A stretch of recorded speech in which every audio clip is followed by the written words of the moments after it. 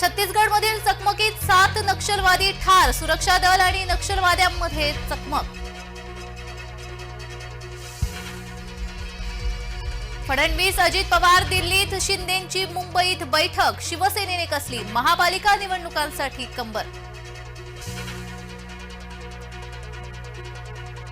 एक देश एक निवडणूक प्रस्तावाला मंजुरी, पुढील आठवड्यात विधेयक सभागृहात मांडले जाणार, माजी राष्ट्रपती रामनाथ कोविंद यांच्या अध्यक्षतेखालील समितीचा अहवाल।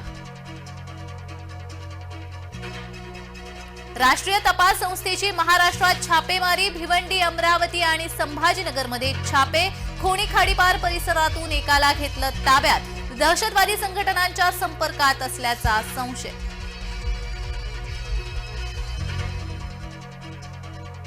वाढीव वीज बिलाविरोधात ठाकरे गट आक्रमक, अदानी वीज कार्यालयावर मोर्चा, स्मार्ट मीटर विरोधात ठाकरे गटाचा मोर्चा, अनिल परबांच्या नेतृत्वात मोर्चा।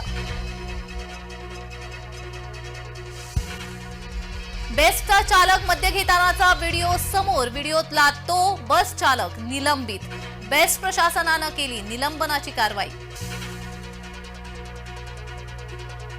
जिंदाल कंपनीतून वायुगळती, विद्यार्थ्यांना त्रास, सर्व विद्यार्थ्यांची प्रकृती स्थिर, श्वसनाचा उलट्यांचा त्रास झाल्याने विद्यार्थी आहेत रुग्णालयामध्ये।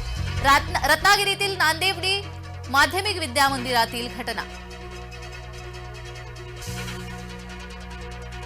नागपुरातील शिक्षण विभागात घोटाळ्यांची मालिका, नियम डावलून अधिकाऱ्यांची मनमानी, यापूर्वी जय महाराष्ट्रानं आरटीई घोटाळा उघड केला होता। डी मुकेश नवा ग्रँड मास्टर, जागतिक बुद्धिबळ अजिंक्यपदाचा विजेता, जगज्जेत्या डिंग लिरेला नमून पटकावलं अजिंक्यपद।